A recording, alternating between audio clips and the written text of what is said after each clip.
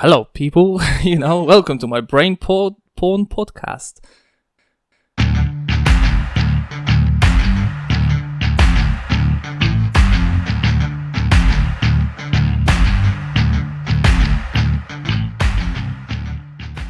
Please let me introduce my good friend, Travis Jones. Are you good? Yeah, I'm good. I'm good. Yeah. How are you today? Yeah, good. All been gym already. Just now we're here for the first time doing this, so Thank we'll you. just see how it goes. Thank you very much for coming, by the way. And thank you for having me. So, as I want my audience to know something about you, I want to ask you a couple of questions. I would like to know.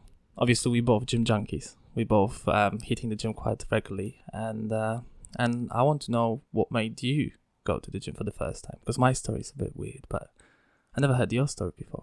Basically, when my parents split up, my mum got with someone pretty quick, and he was quite a big bloke. Played rugby, did boxing, went gym. So it was quite intimidating kind of thing, and he always used to bully my dad. So as a kid, I always had that thing. I remember just saying to him as a kid, one time I was like, there's one day I'm going to be bigger than you. But obviously that's my little kid thing. You think you're a superhero or whatnot, you think you can. So obviously as a kid, that's when I first said it, and I think that's when I first kind of set the gym in my mind. But then it wasn't until I was going to college, and they just after that, they just mentioned about obviously you get a lot of discounts as a college student kind of thing. So can you actually get extra points or something for doing? You save obviously you save money on gym memberships, obviously travel and that when you're a student. So Leisure Zone was right next, because I went to Harlow College and Leisure Zone was right next to it. So I just thought, I might as well get a membership while I'm there, while I'm getting all this discount. And it just kind of started from there. But that's the thing, when you first obviously go gym, you see a machine what's empty, no one's around it, so you're I'll try that, no matter whether it does your hamstrings, whether it does your calves, whether it does your lat, you try it. Then suddenly you jump to another machine which is a completely opposite movement and muscle to what you just last trained. Then you just keep hopping around the gym for that good little while, don't you, till you suddenly start working out what movements train what muscles, obviously, and what muscles to train together on each day, so you can obviously go gym the next day and not obviously overtrain your previous muscles worked. So So then you found out about chest and biceps and stuff. But yeah, then obviously so I'm in college, and suddenly you start getting this little pump, you leave gym and your top's tighter, and your chest is poking out further than your belly, and you're oh, I like this. Then obviously suddenly it's the big thing to be going gym on your lunch break, because then you go back and everyone's what, do you actually went gym on your lunch break? Who would do that? It's the motivation. So you're there, your ego's just getting bigger. The funniest thing now, this is skipping ahead, but I'm bigger and stronger and better in shape than I was when I first started gym. But now I'm more anxious to upload a picture than when I first started. I'll be uploading topless pictures when I didn't even look good. I just looked like any normal kid who's got his first ever pump at the gym. Do you know what I mean? But it's funny how stuff changes like that. But obviously we'll go more into detail. Obviously, all about that. No, I guess when you're a child, a young bloke, you're trying to impress someone around you, and then posting a topless pictures. It's I'm the alpha man, I'm the alpha male going to the gym. Yeah. Exactly. And obviously, while you're in college as well, obviously there is a lot of females there. Yeah. And obviously at that age, that's what you think about. That's do you know what I mean? That's what you think about, and you're all right, how am I going to impress them? And it's my top looks a bit tighter, and do you know what I mean? So chest and biceps. That's how it starts out. Then then a couple of years down the line, you actually learn to train your legs. Yeah, but yeah, those chicken legs that exactly left alone, exactly left behind. Okay, cool. Any particular diet you've got at the moment that you follow? When it comes to diet, it's a bit hard because I don't get when I'm at work. We'll go more into detail about that, but I'm a chef. Go for it. Just go into details about your work then. Well, basically, I'm a chef at the minute. I work 6 days a week. Most of them are for the full day, but it's also split work. So obviously I'll go there and I'll do 11 till 3, half 3. Then I'll normally go back for 5:30, 6ish, and then I'll finish about 10, 11ish. So obviously it's good if you can have a non-social life and that, and just you can go gym on your split, because you normally get 2.5 hours to play with. That's ideal. But the worst thing with the chefing itself is you're in a kitchen and you're constantly working with food. So a lot of the time you kind of take your appetite away because you're making all this different food. And when you get home, you're like, what do I cook now? What, like, do you know what I mean? Like, and obviously during being at work, like for anyone, like doing a standing up job, like bricklaying, like landscaping, anything like that where you're standing up, yeah, it is harder to obviously fit in your food, and especially in a kitchen because once service starts, you don't get your breaks. Like if you're busy, constantly working, you are standing up in a kitchen as well, which the temperature is normally like 25 plus degrees. So obviously you're sweating as it is. And chef whites, chef blacks, they're not the thinnest of clothes. So do you know what I mean? So you're also sweating while struggling to even get like a drink of water, let alone like manage to sit there and eat solid food. So I have a little like, my diet at the minute's quite a few like blends. So like one of them is I blend up six eggs, 200 grams of oats, 100 grams of my protein, like certain protein I'm using at the minute, which is like an all-in-one. Got your creatine, got your minerals, got your vitamins, that kind of thing. A few BCAAs, but then also a litre of soya milk. All right. So that's one of my blends, just to get that. That gives me about 2,000 calories, which I drink in 2 separate shakes to split it down to 1,000 each. So that's what I drink during like service while I'm at work. So you got that time where you can actually grab it. Where I can actually have it, and I'm still kind of getting a drink, but obviously I'm still getting my calories, which I would rather whole food, because obviously it's more solid food. It does more for you, kind of. It just, you feel like it does more for you rather than drinking 1,000 calorie blend. But calories are calories. So calories are calories at the end of the day, and but that's the way. That's how I get into my obviously get my calories while I'm at work. And there's also another blend I do, because I'm quite bad for boiling up veg or eating my fruit. Like I have bananas, and I do have the odd like handful of raspberries and that kind of thing. But I actually tend to blend up all my fruits and veg, 80 grams of each, and there is a lot of fruit and veg I use. But obviously get a lot of my 5 a days kind of thing from then, and it's still like it's natural sugars. So obviously, also while I'm in the kitchen drinking one of them, is just drinking like a natural Red Bull. Do you know what I mean? Like it's pure energy. What you do need in the kitchen environment, especially during a busy service. So that's another one of my blends I do. And to be fair, to just give it some extra fat and extra protein, I put avocado and I put pumpkin seeds in there as well. Just obviously up the calories, up the protein, and it's all natural. Like, do you know what I mean? So that's one of my another one of my blends I have during the day. Which yet again, obviously, I would rather it as full food, but calories are calories. Calories are calories. But so how many calories a day you actually eat? Do you count them, or you just go like freestyling? I know on average I probably get about 3,500 to 4,000, because obviously I know the egg and oat blend is around 2,000 calories.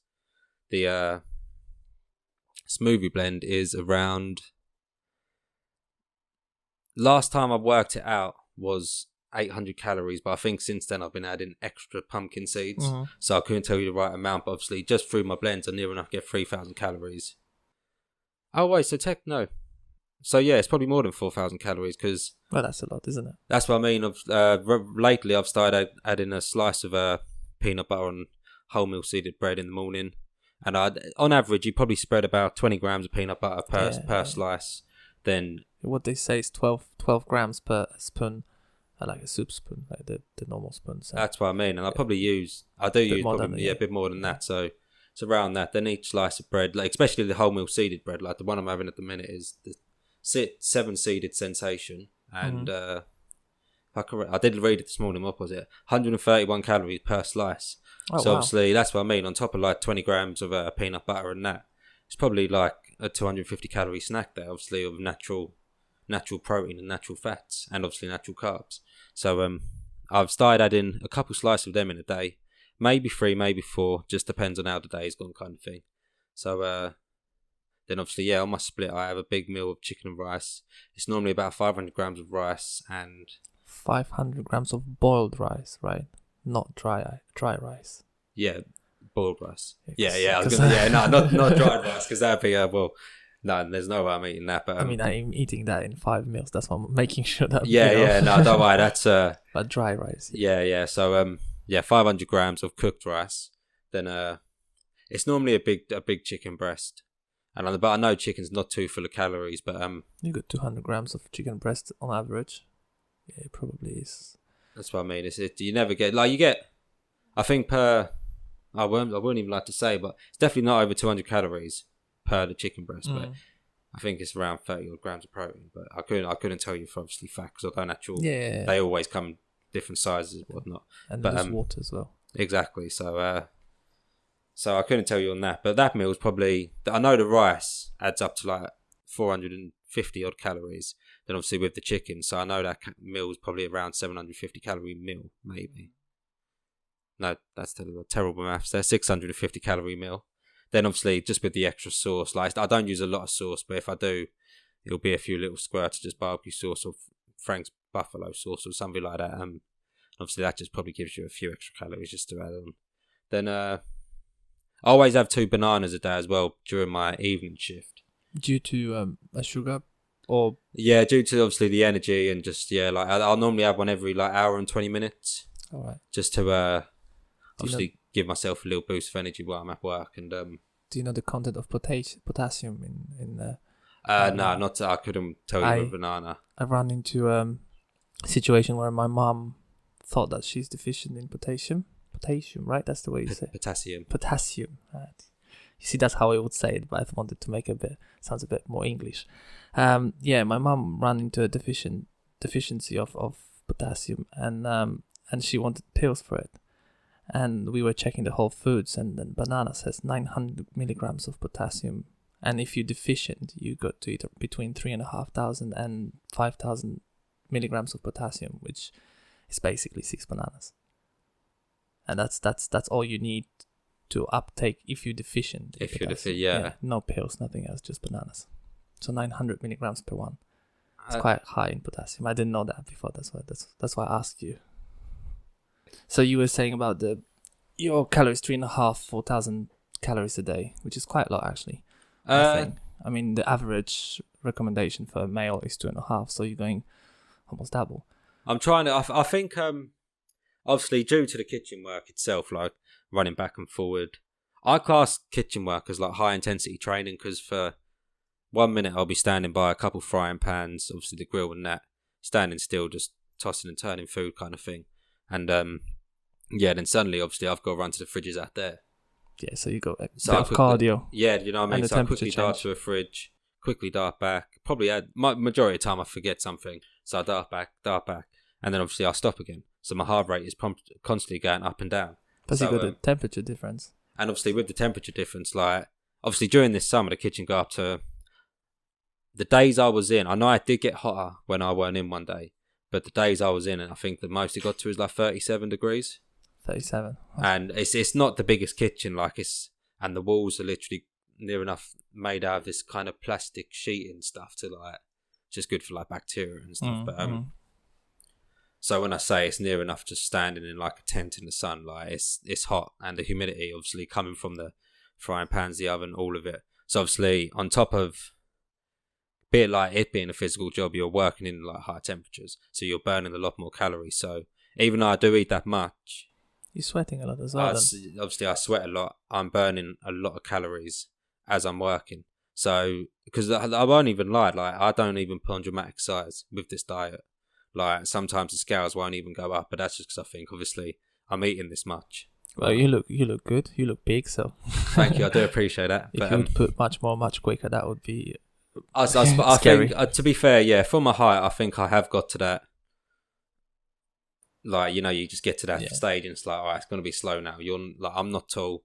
Actually, I've shrunk. Last year, I was 5'8", and this year, I'm 5'7". So spine compression, maybe. Disc compression. Have you ever gone to a chiropractor? No, I haven't. And I've left it too long, so I really should. But when you kind of leave something so long, you near enough get scared of testing it because you think, it's just going to be worse now. And it's like, I'm not saying I don't think I have like anything too bad like that. I know a good one if you want a recommendation. She doesn't actually crack and click your bones. She make a space between them and then allow the muscles to put it back together in the right position instead of forcing the discs and all that. I went there when I had a problem with my back. So If you need, I can give you a recommendation. Very nice woman. Oh yeah, I'll definitely have to take the information from you then, because like I say, it's long overdue with me. Like I've been training a good few years, and obviously tried a good few different things, which obviously we'll go into more on topic too. But I would appreciate that, because yeah, long overdue. Yeah, so do you feel tight sometimes? Because obviously, as you said, you're training quite a lot and haven't done anything like that before. I won't lie, my knees, the way I explain to people, my knees sound and feel like marbles with sand in between them. Oh. Like, I even, not even too long ago, just to chuck it back there, I was one of them people, did make a little joke before, I did skip legs for the first couple of years. I think everyone does. Everyone skips legs, you know what I mean? Chest and bicep. Yeah, chest and bicep, exactly.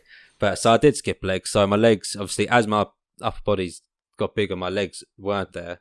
So obviously, my upper body's already catched on by 2 years, and then I'm suddenly training my legs. So I didn't have obviously the biggest legs anyway. But recently, I skipped legs for 4 weeks. I went to my doctor, and I just told her to obviously check my knees out, because when I move them, they just crack, yeah. It's horrible. It just sounds like sand between the joints, kind of thing. And she just said, "There's nothing they obviously." She said, "Look, you're training. You obviously get used, yeah. They're getting used. They need some repair time." So obviously, I had 4 weeks off, and started training them again. But already, the clickings and that just come back. Someone suggested a couple months ago. Someone suggested to me glucosamine, which that's a good thing, yeah. Obviously, yeah, I've started taking that 1,000 milligrams a day, and does it work for you? It feels like it's definitely helping a little bit. But what I've been trying lately, I've been doing leg extension, but I've not been I've been keeping it small movements on my quad. Not locking it, not locking it or too much. Just literally small movements. Well, I've been told off for that on the PT course for locking the knees. It's really not good. It's so much pressure on the knees, and it's annoying because I think what has messed up my knees, which I believe you might have saw on my Instagram, before hamstrings. It's really hard to explain. Basically, obviously, when you train your hamstring, it's like a leg curl, isn't it? Yeah. But instead of you laying in the machine and you curling your bottom of your leg up, you would put your bottom leg. You'd have to do it on a lat pull down machine, because they have the support for your knees. So instead of it being your knees, it's the back of your heel. Yeah.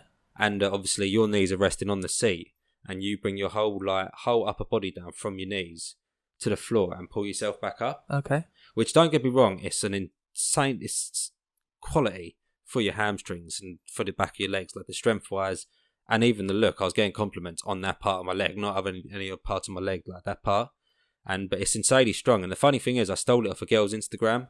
Never seen a guy do it. I can't get one rep. Would you mind if I ask you to show me that and record you doing it, so I can actually show on the podcast to people how it looks like? I do have a video on my Instagram of it. Oh, okay. Cool. So hopefully I'll still have it saved on my phone. So what's your Instagram then? Oh, my Instagram. That's one thing I should say. My Instagram is Travis__Jones. Is it best to spell that out, or do you reckon? Yeah, I think people will know. If not, I'll include it in the video anyway. Then you can find it in the description below. That's proper funny. YouTuber, isn't it? But that's my Instagram, and you can find it on there. And but I will try and find the video to actually give to you to show. But I do believe that is the thing what's kind of messed up my knees. So this exercise messed up your knees? I feel like it has. I wouldn't suggest. Like I said, it's really good. The strength of it, because you're lifting your whole upper body with your hamstrings. At first, I used to put a balance ball there, so if I did suddenly flop and not get my hands there, your face just hits the balance ball. Oh, right, yeah. Obviously, rather than the floor and break. Smart, yeah. Do you know what I mean? So obviously, I did that. And even at first, because I wouldn't be able to get a rep, I'd just push off the balance ball to almost like resistance. So I'd slowly go down. Yeah. As slow as I could. Then as I could get to the bottom, just a little push to help my hand, obviously help the back of the legs, pull myself up. And, but yeah, don't get me wrong, great exercise, but I do believe it's a lot of pressure on the knees. Do you run, or did you run before on a treadmill? Back when I was training in another gym, I did used to run a lot more, because I've been told, and I've seen a few articles and not experiments, what they called, studies, that running on the treadmill mess up your knees a lot because you're basically hitting the knees while you're jumping up and down, moving your legs. So, Yeah. It's even better to do a skipping rope instead of running on a treadmill. People say that if you want to do some cardio or something like that, it's better go on a bike because then you don't hit the ground. Yeah. No, I was about to say I've heard that before, but it's because obviously when I saw you in gym the other week, you did mention it to me. Yeah. But it does make sense, especially because when I did used to run, at the time, like not the biggest knowledge of like gym and that, so there I was. I've always worn Vans and Converse, but there I was jogging in Vans and Converse, which have no spring. Yeah. Don't get me wrong, great shoes when you need balance because they're flat to the ground. Yeah. But obviously running and that weren't the thing. So you're like, obviously you're just running straight onto pure flat ground with no spring or no cushion to kind of just ease the pain off your joints and your legs. So and it also pulls your leg backwards because you're not pushing it away from yourself. Yeah, like, you're not pushing like you would push the ground away. It just pulls your leg behind you. So you're pounding your joints on the flat ground that pulls your leg behind you instead of doing actually exercise. I think it's better to run outside than on the treadmill. Yeah. No, that does make sense. To be fair, if I do cardio, which I'm not the best for, but it will probably be rowing machine or cycling. Well, I guess you're a bodybuilder. We don't like cardio, do we? Yeah, we don't like cardio. And like I said, it's waste of calories. I run around in the kitchen all day, so that's what I count as. That's my excuse for no cardio at the minute. All right. Do you use any supplements? I know you use 1,000 milligrams of glucosamine, but do you use or have you used any supplements before? To be fair, I've tried a lot of like different supplements, obviously different amino acids, BCAAs, creatine powders, like a pill form as well, and even like just obviously always. Well, for me, like, obviously, I've always took like cod liver oil kind of thing. Always took like multivitamins, and all that stuff. There's a lot of. I've tried a lot of stuff like when it goes on the topic of steroids and pro hormones and that kind of stuff. I don't use them as much anymore, but we'll go into obviously detail what I'm taking now and what I did take in the past. But one thing I can always like before we get into the details of each supplement, one thing with supplements that I found with any bodybuilder I've looked into, they always try and learn what's best for their bodies. Yeah. So they'll try so many different BCAAs, so many different creatines until they learn. No, that's the one. That's the one for them. So for me, like I said, I have tried a lot, but it only been normally for maybe a month, maybe 6 weeks by period, just to try it and see how it like felt with my body and see if I was stronger, see if obviously I weighed more, just all that kind of thing, see if I felt better. But so now I've kind of found the obviously my right supplements for me. All right. Is that proteins or multivitamins or all of it? To be fair, obviously, like I said, the protein I'm taking at the minute is all in one, so I get my creatine from it. See, I don't believe it's concentrated creatine like 100%. Yeah. Like, but it still will be monohydrate, right? Yeah, it's still monohydrate creatine, but I do also take a little, just 3 gram scoop of powder, pure concentrated creatine. I just run out. I feel like already getting weak. It does help. Like, I know people say like with the water retention and that, which I won't lie, I can't get scientifically into it, but that's the muscle, isn't it? That's the muscle. 70% of our body is water. If it stays a bit longer, I mean, it's not testosterone, is it? It doesn't, or synthol. It doesn't hold the water in. It's just creatine. Exactly. Like, it is what it is, and you know what you do. You feel stronger on it, and one thing like I've been like looking more into lately, because someone told me at the gym, our like body's acids. I can't remember what exact ATP. It's ATP for our energy things, isn't it? Where like you've got 100% and you'll go for it. Yes. Then it obviously drops, and then you got to let it recharge. Well, that's the main source of energy when it's called adenosine triphosphate. Adenosine triphosphate. Yes, and it breaks the one of a phosphate particle, turning into D-phosphate, and the reaction when the phosphate breaks release that massive amount of energy, and creatine actually helps with bringing it back in it. So basically it works this way, that the first 10 seconds you got the creatine cycle of the energy. So first 10 seconds, that's why you're strong, and then you get weaker and weaker, and then you go into aerobic energy production, and then anaerobic. Oh man, well, with oxygen, without oxygen. Yeah. You start without oxygen, and then you go into oxygen when you catch the breath, when you start breathing. But at the beginning, you use that creatine phosphate thing that it breaks the ATP. Yeah. Because I'd need to look more into it, obviously, what you're going to, because I'm not fully knowledged up with that. But yeah, like, I can give you my books. Yeah. I don't need them anymore. Oh yeah, I'd appreciate having a good look through them, to be fair, because obviously off just the top of my mind, it like you said, but the way I'd obviously say is, yeah, obviously when I do take creatine and then I do go and work out, I feel like I've got my full energy back pretty quicker. Yeah. And I do feel like I get a few extra reps on what I'm going for. So obviously, lovely the feeling. unscientific way of me saying it is obviously it helps with feeling stronger and obviously being stronger. And obviously it builds up your ego as well, so you can... Exactly. Have you noticed that if you get a girl around you, you lift more than usual? Well, obviously if there's a pretty girl next to you in the gym, and like, I think it's just like our instinct in it to obviously try and show off. So yeah, like you'll pick up a weight and you'll be like, I'm not going to foul on this because I'm just going to embarrass myself. Like I'm going to make sure I pick up this weight and rep it like good kind of thing. What, me being creep, actually, I did mention that to one of the girls in the gym. I said, stay here because I actually can push more when you're around me. And she stayed, so I think she didn't mind. No, it does help, to be fair. Like it's like one thing for me, like it's showing off, isn't it? It is. Yeah, it's obviously it's good because obviously when I go gym, like most of the time, like I could be one of the strongest in there, kind of thing. Like obviously I'm not saying like I definitely am, but like I feel like there's no, of course there's a group of people in that gym that are stronger. Do you know what I mean? And so yeah, when it's busy, and there's a lot of people around you, and obviously you're strongest. If you've also got a female there, it just alpha male thing, like lions do it, and look at them, they're like the most fierce beasts on like earth. That's called mane, right? Lion's mane. Exactly. That's how you show off. So that's what I'm trying to use my traps for.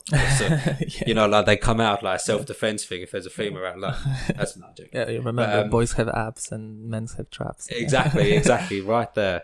But so yeah, it does help, to be fair. Even when I train with my like female friends, like I do like push more. Do you know what I mean? To be fair, when I train with anyone, you normally push more because you're being watched. Yeah, because you're being watched. And obviously, if I'm training with a male, I get competitive, and I'm like, he just repped that, so I've got to rep. I've got to like go heavier. Do you know what I mean? So, and obviously, if I'm training with a female, it's just a bit nice to show off because she's a female. Yeah, because she's a female, But I'd never, I don't get I'd never, when I do train with girls and that, I'd never go to the point where obviously make them feel uncomfortable and quite respectful when it comes to obviously that sense. Like if I'm sitting, my favourite bench to do is decline, and right in front of the decline is the squat rack.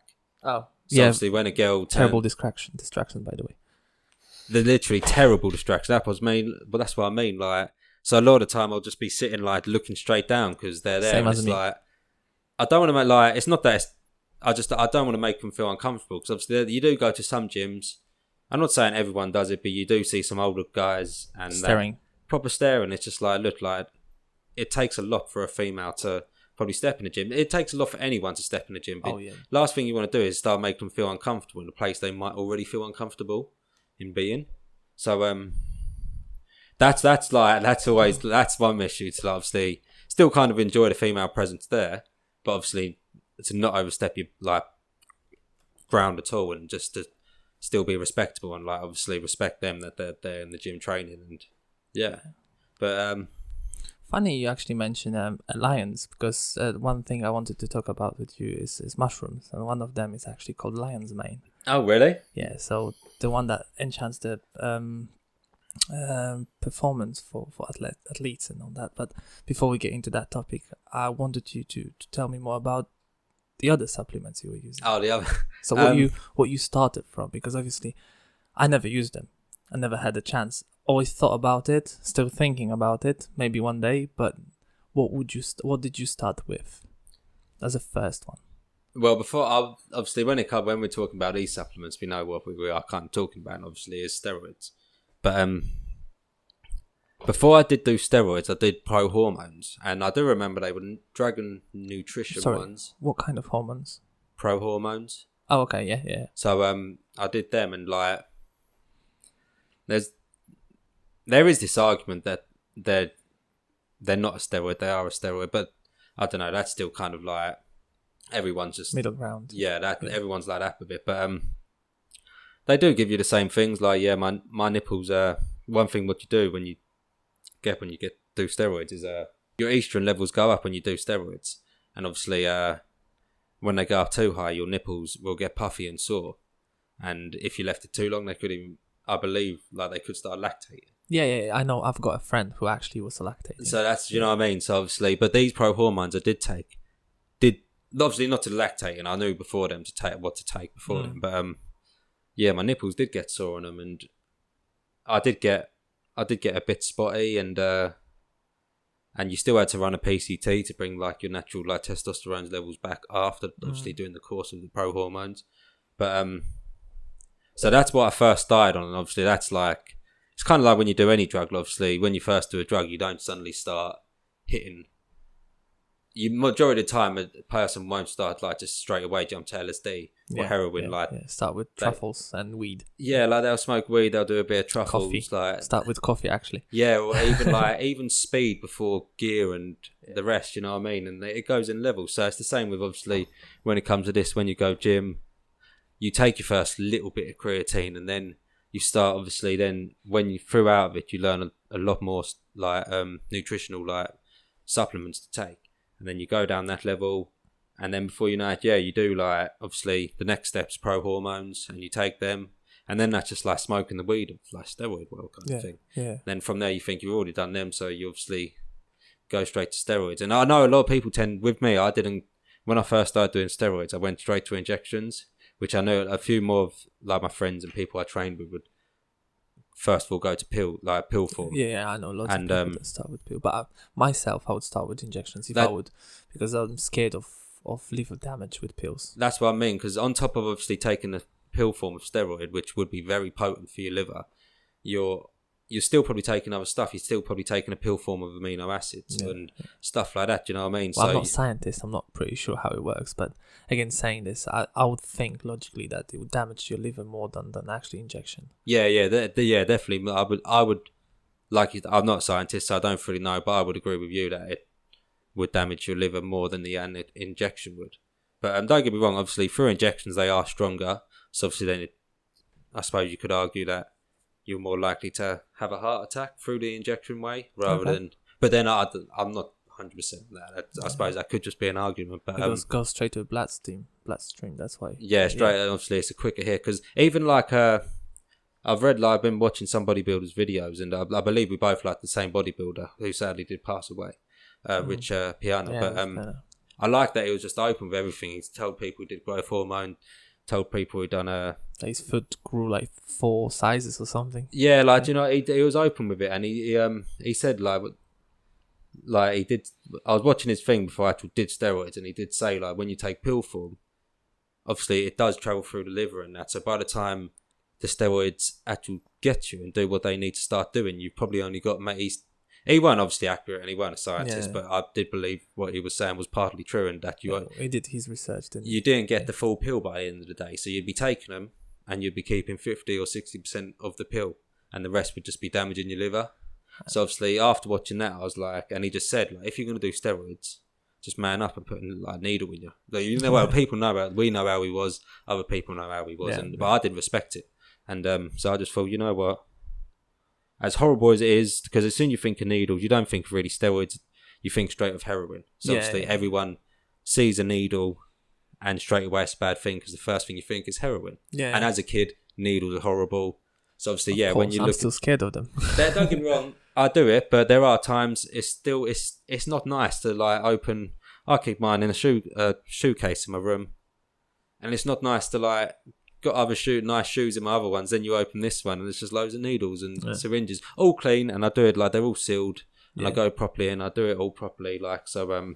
Never used obviously the same needle twice, that kind of thing. Yeah, of course. But it's not nice just because obviously the thing around needles.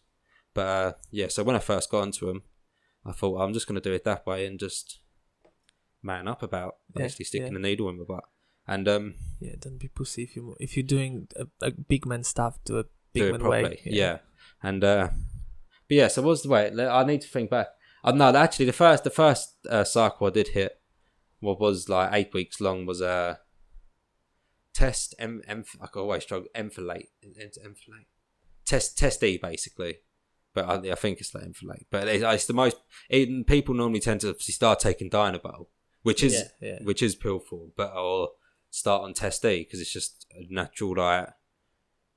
Just not a natural, but obviously it's just a good testosterone to take. It's not got any extra stuff. It's not too potent. They're all potent and they will do their damage, but everything eventually do their damage. How would you spell it? Do you know? Test enfilate, you said? Yeah, if you write in testosterone E. Got it over there if you want. Oh yeah, much easier. Test. No, I'd say it's EN. EN. Yeah.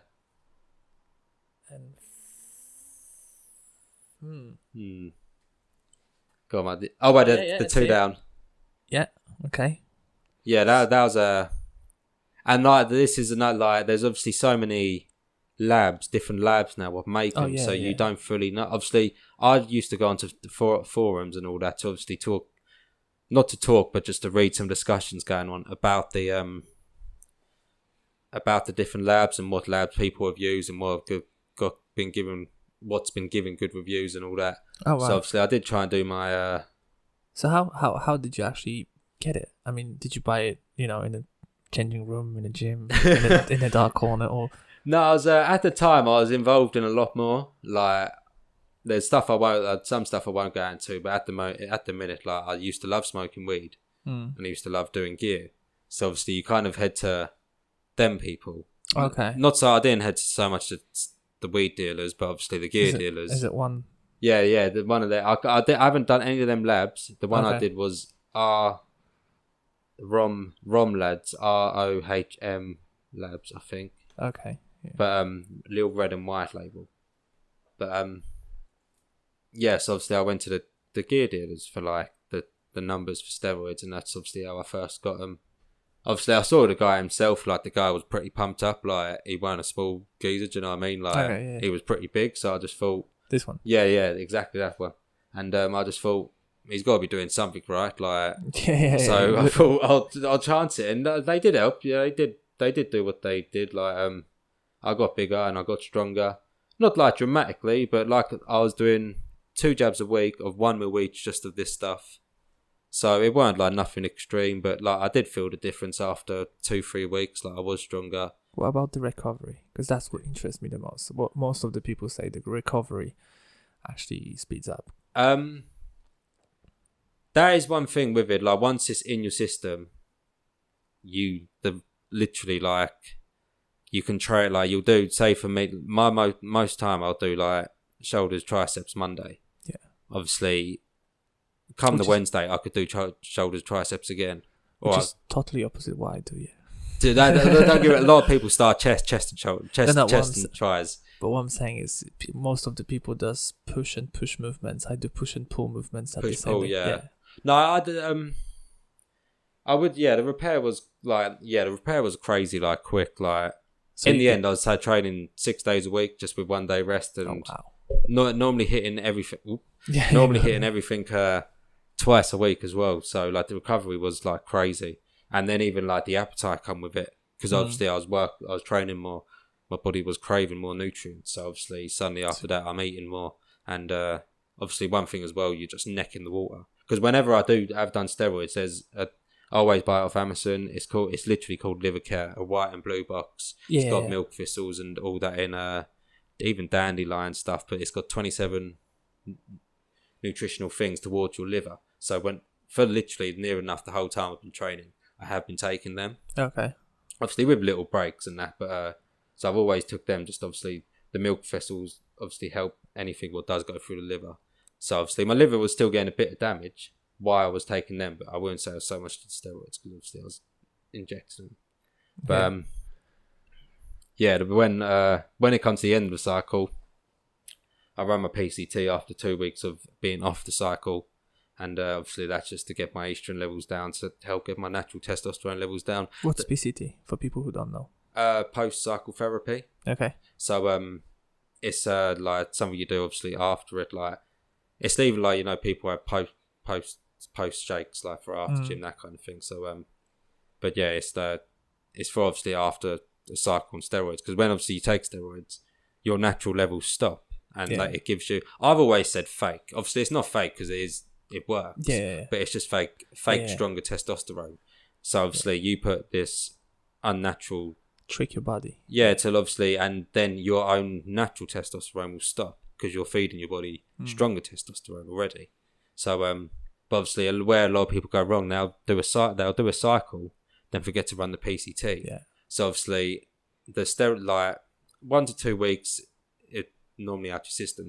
From what I've read and what I've heard, I'm still saying that's not. We both not scientists. Do you know what I mean? Like, and so that's when you want to do it. Like I'd say 2 weeks after you want to run your PCT, but a lot of these people don't. Like they'll do them, and then we'll do it again, and then they'll just stop. And obviously after say 6 weeks of being off it, for 4 weeks they've not had any testosterone. Like still, their body's going to be trying to produce a bit. Yeah, but it's not as much as what they was before. So obviously that's when they lose all their size, and you do lose size when you stop taking steroids, because the word's there, like you stop taking them. Yeah, it's not but obviously the quicker you can get back your natural testosterone, it helps just like maintain as much size as you can. So you might keep half of the size you gained, or for me, for instance, when I have come off a cycle, I tell myself eat loads more. Mm-hmm. So it might not be as rock solid as when I was on the cycle, like muscle wise, but I try and keep the weight on, even if it does go to a bit more of where you just look a bit more puffier. But obviously that's just to try and help maintain the size rather than stick on a top a month after a steroid cycle, and you're like, oh shit, this was like so tight on me then, and like just feels like Is it depressing when you see yourself a bit shrinking after you were growing so much? It is. That's one thing with steroids. Obviously, you feel great as you go on them. Your hormones are like you're near enough a sexual predator when it comes to females. Like you literally, well, that sounds quite bad, but you know what I mean. Like girlfriend wise, a girl you're seeing, girl with benefits, wifey, whatever it is. But so yeah, obviously you feel great on them. You are stronger. Your repair is like crazy, and obviously, when you come off, it goes down. Yeah. So obviously, and no matter what, I've always loved the gym, like, and obviously, whenever I know I've lost size or I've got a bit fatter or something like that, it does hit my heart, because I'm like, oh shit, like. Does it motivate you as well? That's what I mean, like, and you just like sometimes you just feel like you lose it, but does it when you lose it? Does it motivate you more to do more? Because let's say you gain the muscles while you were on the cycle, and then now you're not on the cycle, you're losing a little bit. It's like, I need to keep it. Oh, let's work harder. Well, it does actually, because like I said, like when I do finish the cycle, I'll force myself to eat more. Okay, yeah. As soon as I come off, I'll try and eat more, just so I can still keep the weight. That's to keep the weight on. But just obviously, it won't be as rock solid muscle. It might be an extra couple % of fat. But then I know, obviously, I will probably jump back on another cycle, which don't get me. I've run. I'll get into this now. Obviously, after doing my first few cycles, just test. You start thinking, what ones can you mix? Because there's loads of them out there. There's like obviously there's Test E, Test P, Sus, Deca, obviously Debo. What other ones? One of my favourite ones I use, which is a blend, and I think it's more of a newer one, because back in the day I don't believe they used to blend them up as much. But it's called Rip Blend, which the one I'm using is 50 milligrams. How you spell it? RIP. Yeah. Then blend. Oh, okay. Yeah, literally. Like rest in peace blend. And okay, what's that? What does it contain? They Gentech. Yeah, go on, try that one, because Tren and Masteron. They normally have Trenbolone acetate in, Masteron in, and Test P in, Test Propionate. Okay. They usually have there. You're right. Masteron. And that one's actually stronger than one I've used, because normally you get 50 milligrams of each in them. Okay. But that's one of my favourites, because don't get me wrong, obviously Test P is like Test D, what we were speaking about before, which was the first one I took. But Test P's are more of a quicker release. But you have to, because it's a quicker release, you have to jab it more to keep it in your system quite a bit more. So you have to kind of... Says after a period of 4 months, but will be out of your system for purposes of drug testing. Yeah, no, you won't keep that. If you kept it for 4 months after, you'd be massive. You'd never lose size, but no, yeah, I suppose drug testing, yeah, it goes well with Winstrol. I've never seen this website. I'm gonna have to check this out. Right, go straight to you. But, yeah, so that's one of my favourites because Test P is a quick release test which will give you not a little stupid bulk up size, but will help towards it. I've never hit Masterone on its own, so I won't tell you what that's like, because the only times I've hit Masterone is when it's blended up in this blend. With something, okay. And but I have hit. The third one, trenbolone acetate. Don't know if I'm saying that right, but yeah. But let's see. That you said trenbolone acetate. That's a very potent one. That's one of my. What I've read up is one of the most ones what will give you the most lean size, but a lot of it. But like Winstrol, like Vinstrol, or how call just Winstrol's definitely not as they do say. Trenbolone is one of the most potent ones. Really? Yeah. Well, I had a trenbolone at home at some point. One of the guys ordered it, and I was tempting using it, but then I didn't use it, and then he said, "I stole it from you." He couldn't find it anywhere, and it was obviously my fault. I would be much bigger if I would use it that time. So. It's a very good one, Trent. But like I say, it. Would you go if you would know what you know now? Would you go first time for that?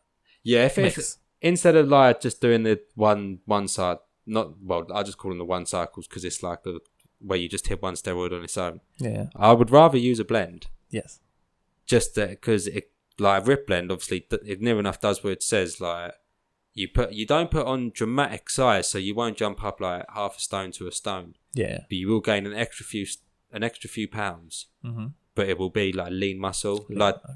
At the beginning of last month, which was August. Yeah. Beginning of last month, I was 75 kilo at 11% body fat, and then at the end of the month when I checked, I was 76 kilo. But 10% body fat. Right. So obviously I've went up a kilo. And I've still lost. That's very good. That's what I mean. So it's hard to get anyway. It's pure like this is why I like hitting this one, because also obviously when you finish a cycle, you don't feel like, obviously if you do D-bowl or test D, you're blown up quite a bit. Yeah. So yeah, when you finish a cycle, you do lose more weight. Obviously with this one, you don't feel like you lose. Your muscles are definitely. This one is good for like giving you lean size and making your muscles feel rock solid. Like you don't have to train them. They're just like my shoulders are delts are literally always pumped yeah. Always pumped no matter what. Like they feel pumped always. And so what I know, again, I'm not a scientist, but what I've heard is like even if you use testosterone by itself without training, you still feel and look better than you train without the testosterone. Which is kind of sad because obviously, as I said, I never used one, and I'm trying everything what I can, and it's still someone can sit at home, inject it, and for fuck's sake. That is, you could I would definitely, because I've known some bricklayers and gardeners. Well, I say landscapers because it sounds a bit better than gardeners, but some of them have done it and not really trained because they're still doing something physical work. Yeah. So obviously, I can't sit here and because whenever I've done it, I've trained harder, I've ate more. Yeah, because that's what it does. But I've never done a cycle where I've not. There's some cycles I can talk about which I still trained. Yeah. And I still gained some good size, even though I was smoking a lot of weed and I was addicted to cocaine. Okay. So obviously, both of them are burning calories off me. Well, burning body weight off me. Yeah, I don't know anything about cocaine and all of the effects on the body. I know a lot about weed, and I know it burns and speeds up metabolism and all that. That's what I mean. And obviously, then when you're doing cocaine, obviously you're not hungry at all. Did you have increased aggression? I would. Because that's what I'm reading at the moment, looking at side effects. In high doses, increased sweating. That's not a problem. Elevated blood pressure. Yep. Unless you are with a high blood pressure, there's no problem. Some insomnia, can find that, but increased aggression. One thing, I ain't gonna sit here and be like I'm God's like calmest person. Yeah. Because one thing, like I'm a ginger, I'm heated. Do you know what I mean? Like, but no, obviously I've got a background and I've got like a childhood kind of story which has all put aggression like, and rage in me. So I'm a person with a temper already, no matter what, and I'm a chef. Yeah, like I'm fucking, I'm swearing most of the time. Do you know what I mean? I work with chefs. You're pretty loud people. We're pretty loud, so I'm quite ragey anyway. But I will actually, this is not a lie. Some people I've been close to, like at the time when like someone was my girlfriend, she used to say to me all the time that when I was on them, I was calmer. But I only believe that's because obviously I know I have a temper. So when I go on steroids, you control yourself more. Yeah, because obviously you know that. Well, as soon as you think of steroids, you think, all right, wife killers. Yeah, do you know what I mean? All that kind of stuff. Like, oh, he's gonna, you bib at him, and he's gonna turn your car upside down. Like that. Do you know what I mean? All that kind of stuff. So everyone looks at the Hulk out on them. So obviously that's another thing when you look at steroids, not just obviously the needle side of it, the aggression side of it. But that's what I'm scared of. And the void rage. But like I said, I've always had a temper. There's a lot of like stuff I keep bottled up from the past, which will always be there within rage. It's just what I grew up with, and no one can change, obviously, your childhood. So I'm a ragey person, but every time I've done steroids, I've felt like I've been better, and a few people have said it to me. Obviously, my ex-girlfriend, like at the time, like she was my girlfriend, and she said like, you seem like you're calmer, but obviously my mind's also already doing these steroids, but saying to itself, you need to be extra cautious because you've already got a temper, and now you're taking something that will just flick that switch easier to suddenly want to. If you had an argument with someone, would take it on further. So I think a lot of the time, there was still some moments where I raged out, but there was obviously reasons behind them raging out. It wouldn't just be me and you sitting here, now you're nice to me and suddenly I'm throwing your shit across the room. But like obviously reasons happened for me to rage out, and obviously at the time I was on steroids. So when people heard of it, they were like, well, he's taking steroids, so be careful. It's the steroids what did it. And it's like, no, like there's still situations will escalate. And obviously, if someone is taking steroids and they're really angry, like you should still, obviously, they should be cautious and you should be cautious because it's been proven that it will cause the aggression. Cause the aggravation there. So obviously, if a situation is happening, you're still going to get angry, but you might get angrier.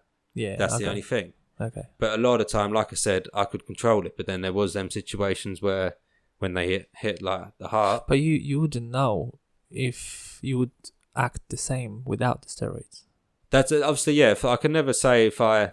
Because most of the arguments for quitting smoking cigarettes are like, I would be more aggressive. Or how would you know? Because you smoke, you don't know how would you act without cigarette. I mean, I'm still same aggressive, not smoking cigarettes. Nothing changed. It doesn't actually matter for me if I was smoking or not. So you don't know if you would be the same aggressive that time without the steroids. You know what I mean? So, but I guess what you're saying is that it does. So it doesn't actually. My question was, you wouldn't kill a person in a queue in a shop because she was standing for too long, or she wasn't deciding fast enough what she's buying. No, none of that, because little things like that will get me. Obviously, them little things would obviously just kind of what can you call it, grinding your gears. Yeah, them little things will grind your gears anyway. But still, no, it'd have to be quite. That's what for me to get like obviously serious angry. It has to be a very serious situation. Okay. But like you say, like even off steroids, I'd probably get angrier anyway because it'd have to be a situation that hit the heart. Yeah. For me to get that angry, kind of thing. So on steroids or not on steroids, I'm still gonna get angry because it's hit the heart. Yeah. But them little things like, don't get me wrong. When I drive on and off steroids, if you're doing 35 and a 40. I'll be pulling my fucking hair out. Like, maybe not bibbing, but I'll be fucking swearing with my windows up. Do you know what I mean? But like I said, that happens on and off steroids. Yeah. So, them little things, like, they happen anyway with me. Like, I've got a temper as it is. But So I couldn't say any different. And a lot of times in the past, when these bad things did happen when I was on steroids, also they were the times I was addicted to gear. So obviously that you don't know which one was the cause. I couldn't tell you, and obviously I was stuck in a few situations where very stressful lifestyle, not your normal lifestyle I was living. Like it was a very like.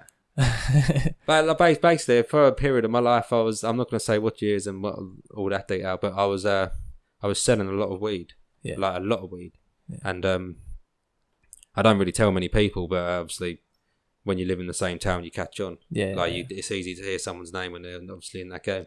So I was doing that. So obviously on top of selling that, the stress from that, the paranoia, then smoking a lot of weed, doing a lot of gear. And then steroids. Obviously, there was a lot of stressful times going in that, and plus normal things like fucking dishwasher didn't turn on. Yeah, or whatever. Do you know what I mean? The amount of iPhone 4Ss I smashed, they probably got the worst. Is that 4S as well? That's a 5S, but I still do the same to that family. But that's why I will never buy a better phone than the 5S because it looks exactly like that. Which, sorry, it's okay. I'll get in the camera. That's why I don't buy a better phone than the 5S. They're cheap. They last me about a month, and that's good enough for me. Yeah, so I will say, probably during them times, the iPhone 4S has got the worst of my rage.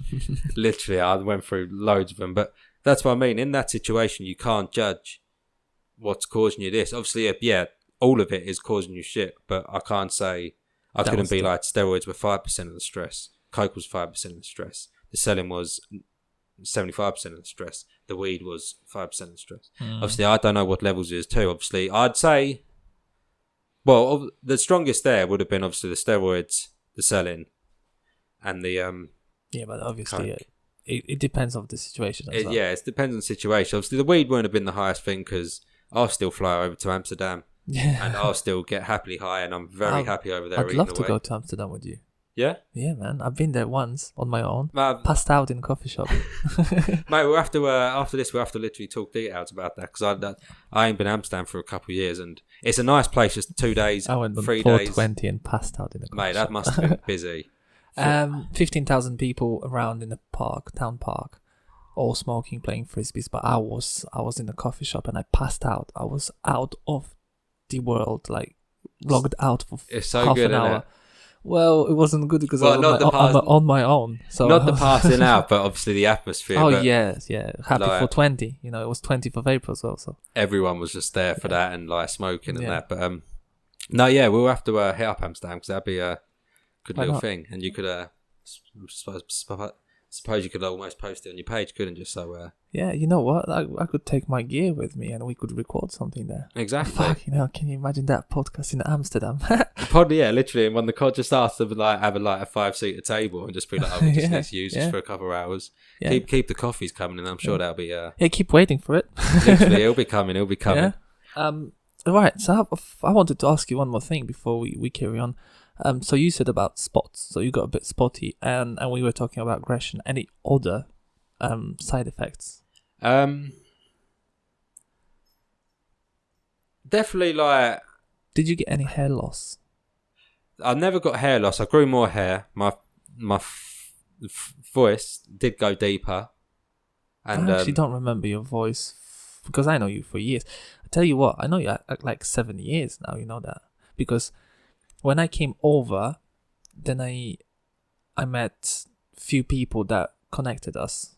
I'm not gonna mention names just because they might not want it to be mentioned, and that was 7 years ago. So by the day today, I know you for 7, and I don't remember your voice. I don't really. I know you were smaller, so I remember that you were a bit thinner, but that's it. That we never spoke so long.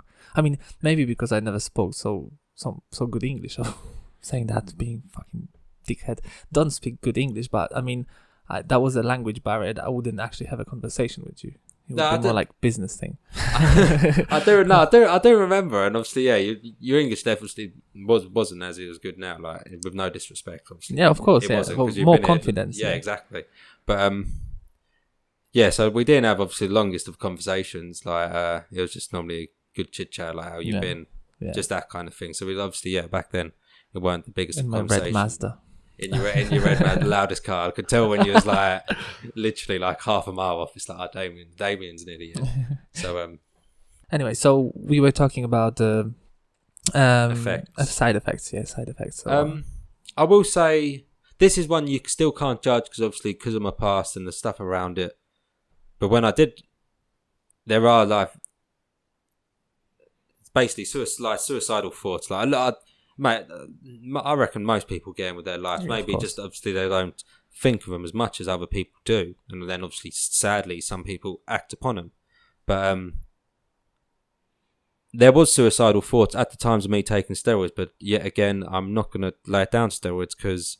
Look, I had suicidal thoughts. I have even suicidal attempts, not ever taking steroids. So that hasn't have to be. Do you know what I mean? That's not around reason, it. And I think obviously because what also one good thing maybe not with the extra age or the extra confidence of steroids is, so if you do go down a line of depression, well, a road of depression, you're gonna get to the part where obviously it's easy to act upon stuff because you have that oomph almost. Yeah. So if you're very depressed and you are thinking suicidal, I won't lie, there probably is an extra kick to go there, but I wouldn't say it's not like you just said yourself. You've never done steroids and you have had attempts. Sadly, you know what I mean? Yeah. And so I'm not going to say it there because obviously I was sniffing gear, which I would have said that I was more towards it because my mood was up, down, up, down, up, down. Do you know what I mean? And even the selling and the paranoia of it and all that and the worries of just all of it. So I would not lay that down to gear, but I will just say that obviously if you are on it with that extra oomph, you can what oomph is for all people that listen, and obviously I will be translating it to other languages. Well, other languages, Polish probably. So I feel like you have an extra. What's oomph itself? What does that mean? Because I buy vegan stuff, and they called oomph. Oh no, they're saying it's more like an extra push. Like you've got an extra. Okay. Like you've got an extra. So let's say what could I use it in? Say like 50. Say for you, like it's different for all people, but certain people have a percentage of their mind that will act upon what they think. Okay, yeah. I think when you're on steroids, for me, I'm not saying for anyone else. Yeah. For me, I will have an extra 12, maybe 20% of a oomph push thing to go towards something. So I'm not saying that could be a fight. That could be me repping something heavier. That could be me going out for the night. That could be. But that's why I say you have your positives from it, so you'll get stronger. If someone asks you to go out, you won't be. For me, I wasn't as anxious, and I would have went out. Okay. But then you've got your negatives. Me going out, me being drunk. Someone would start on me when I'm not on steroids. I'll try and keep the cool. Someone started me when I'm on steroids. I'd be like, that oomph would come out. So it's the same with obviously depression. If you get depressed while you're on steroids, it is going to be worse. Oh yeah. And you have, like I said, you have that extra push for a lot of other stuff. So there's no reason that individuals are not going to have an extra push to obviously committing suicide if they've got them thoughts. Yeah. So obviously there is a lot of bad, but then you going to the gym, even being depressed, and we already know that gym fights depression very well. Yeah. Exercising itself fights depression. You being on steroids, even if you have that tendency to thinking about sad things and all that, then depression kicks in. You go to the gym when you work out because obviously you don't want to waste that. I mean, I know people who get rages because they train twice a week taking steroids, so they're wasting the whole energy, the whole oomph, as you said. I like the word actually. I'm gonna use it from now on. To sitting at home instead of going actually doing something about it. Same maybe with depression. If people actually go use steroids and go to the gym and work it out, then they worn themselves out, if that makes sense. Wear themselves out. That does make sense because I suppose with that as well, like obviously just pushing yourself towards doing that thing. Yeah, no, you get yourself tired. Yeah, it's like with a little child, they have unlimited batteries, like unlimited energy amount. You just need to wear them down because otherwise they'll be just running like monkeys everywhere. From experience. I don't know that experience, but that's crazy. But no, one of the reasons why I went vegan, more energy for the child. That's the thing, yeah. Obviously, it does wear you out, and but that's what reminds me. So blank. So we were talking about the side effects. You said about the being a bit more spottier. Spottier, yeah. Yeah, weird word. And angry and sad if it comes to depression, all that. But we couldn't establish that it was solely to use of the steroids. Yeah. It could be other facts that play a role within the situation itself. Yeah. So any other side effects that you could think of? Hair. You grew a bit more hair. Were there ginger as well? Yeah, obviously it's more. That's one thing. Sorry. Being ginger, obviously, your skin's pale and your hair's pretty pale. Obviously, like arm hair, like facial hair, and that, so it never looks full. But obviously, it's one thing the beard's grown a bit more. Obviously, when on steroids and stuff like that, and yeah, the hair does grow more. The voice gets a bit deeper. Deeper voice, but I don't think that's a side effect, because I'd say women like deeper voices. They do. They don't like a little voice. No. You know, they like the man sound. You know what I mean? So that is true, but that's advantage. I don't know. It's always been a thing said, like, oh yeah, his voice is good. Like, it's. I've always heard it when it comes to like people noticing people on steroids. Obviously, the spots, like obviously the size, the strength, the hair, like the hair growth, and yeah, the deeper voice. But like you say, it might not be a thing. It might just be people thinking extra into it because obviously they're in these situations. Right. So we were talking about steroids and all that, and we know that you were doing it, and you're still doing it. Yeah. And you're not worried about any serious side effects, and you're not gonna stop at the moment. That's something that you do enjoy doing. Near enough. Appreciate, I'd say, not enjoy. I'll be honest. Actually, I last year I end up, when it comes back to the job role, I started working in Benfleet. Brilliant kitchen, brilliant place to eat at, called the Bread and Cheese. Bigging up like my old like work family there. But yeah, and obviously because it was in Benfleet, there was a 45-minute drive obviously there, then a 45-minute drive back. Obviously depending on traffic. So I hate English traffic. Yeah, English traffic is terrible. The M25 can screw itself. But yeah, so obviously I weren't training as much then. So I started when I joined there, not long after being there, I come off the steroids. And I did near enough have probably about a year and a third of steroids. Okay. But I did don't get me wrong, I did drop a bit of size, but then I weren't training half as much as I was anyway, because obviously I only got 2 days off there. I could only train on my 2 days off while I was working in Benfleet because I had no time. Otherwise, I'd have to get up at 6 a.m. and then I wouldn't be getting back home from work till like half 11 at night. Okay. So obviously I literally had no time to train when I was there. So in the end, I come off the steroids and I was only training twice a week. So I did lose a bit of size and quite a bit of strength kind of thing. But obviously since being at my current location, the Rainbow and Dove, another lovely place to come eat at. Come and eat it. I'm the chef, obviously cook the brilliant food. But no, there's another great chef as well there, Tony. But shout out to Tony. Shout out to Tony. And yeah, right, shout out to Tony and Emily. And hi, Emily. Even Lana as well. So I need to let you know when I have music. But I'm interested in that, but they'll come into it. Not long after this, actually. But yeah, so obviously being here, I do the split work, and so yeah, it's better to train on I can train better. So obviously, yeah, you know, I only started the steroid. I only come onto the cycle probably about 8 weeks ago now, which it's going to sound a bit long, but I'm running a 15-week cycle, and it's not too much. It's off Rip Blend and it's off Testy. So I'm taking you're using both at once, or Rip? Yeah. I'm using 2 mil of Rip Blend a week, which is the mix of Masterone, Testosterone P, and Trenbolone. And I'm also using 2 mils of just Testy a week. Oh wow, that sounds strong. So don't get me wrong, my strength has come through lately. Big up to shoulder press in the 40s on my own. So, but yeah, I tried 30 the other day and then almost dislocated my shoulder. That is one thing with shoulder pressing. You do, especially if you're using a straight bar. If you're going behind your head, which I wouldn't suggest to anyone, but I do it. You do literally. There's been times when I go. Because I had 30 aside on the Olympic bar the other day. Yeah. Only for a few reps, but Well, you went 40 on the bar or 40 on... No, 40 on the dumbbells each, yeah. and then 30 aside on the Yeah. bar. But even that, I remember on my last rep, I just felt like... So it's... Unstable, yeah? Yeah, That's it's the word, unstable. So yeah, I do have to be careful. But yeah, so I've gained a lot of strength lately. Like I said, I've gained not dramatic weight size, but it's been lean muscle while burning fat. Well, you look more solid.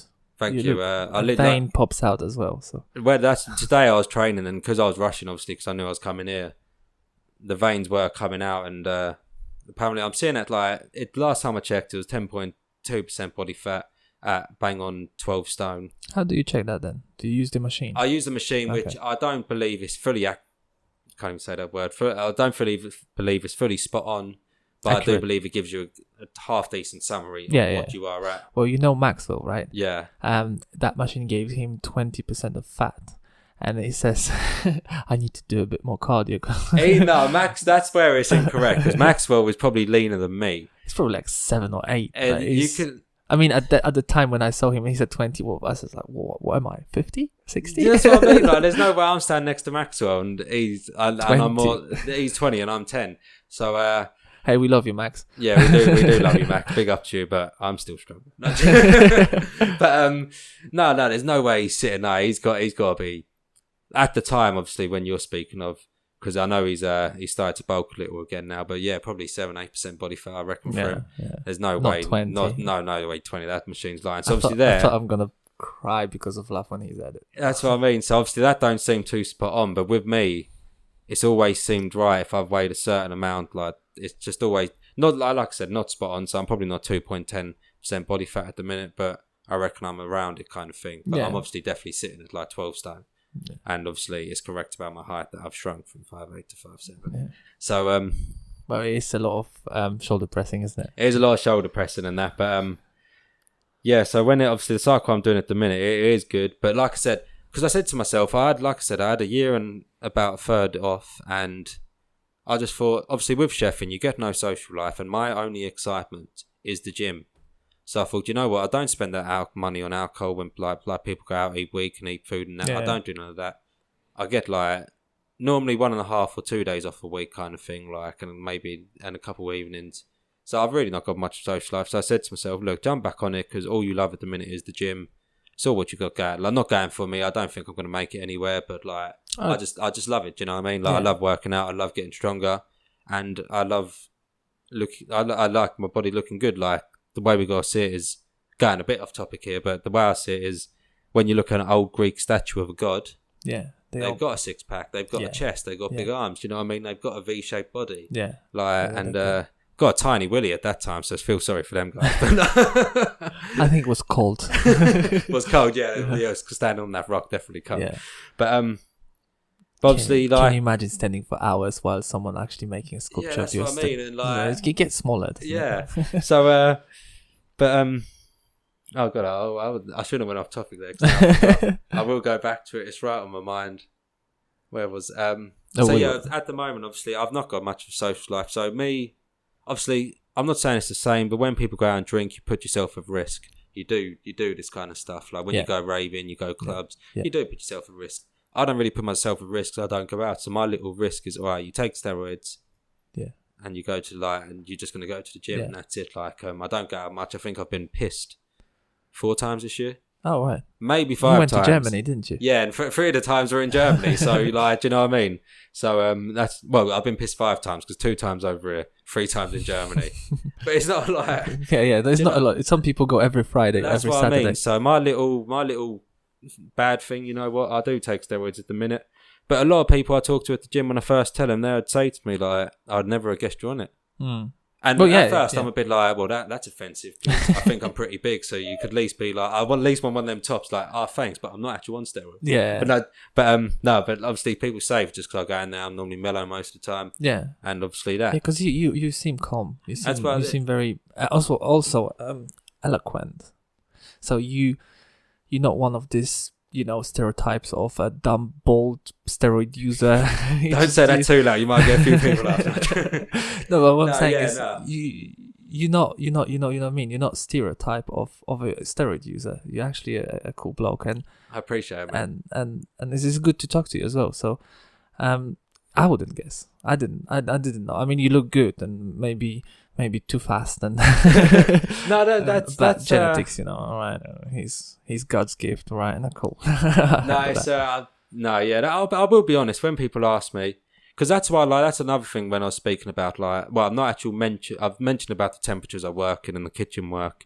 But obviously, when you do read up on these bodybuilders and they're in a magazine, they're advertising something, they're telling you about them, not a lot of them open up to steroids. But if people ask me, I'd like to tell them every detail to the point of how hot my kitchen is when I work in it. Like, yeah, I take these supplements, I do these steroids, I train this many times a week, I try and eat this much food, but it is blended up. And I work in a 35-degree kitchen, which does burn extra calories. So, no, I don't gain as much side as someone who's sitting in the office. But not a lot of people go into these details about it. But so obviously, yeah, when I will open up. If someone ever mentions steroids to me, I'll just say. And obviously, if I can, I'll never go to anyone telling them everything I'm saying is right, because like we're not scientists. We really don't know. Plus, we're not the one who made them steroids, like that kind of thing. But I will see if I can give any advice. Obviously, I will. But I will still always say, like, based on your experience. Yeah, it's always based on my experience. Knowledge. Yeah. And exactly that. So a few people have said to me about steroids in the gym, like, recently. And obviously I've said to them, I am on it. Because obviously a few people are noticing, because I have had some good strength gains with my shoulders lately. Yeah. Suddenly I went from not being able to get the 36s up on my own to suddenly just 40s straight up and repping them, like, so. Jealousy. Sorry, I learned new words recently. Envious. Yeah, that's better one. Not jealousy. Envious. But obviously, like, my shoulders is my thing. Like, obviously, people have other muscles they train. But yeah, so a few people have caught on or made a few jokes towards it. And I just tell them straight away. And obviously, if one of my friends at the gym wants to get on steroids, then one thing I'll do, I never really like passing on my guy, just in case the most bad of luck happened and they got a bad thing from buying the same of the guy I go to.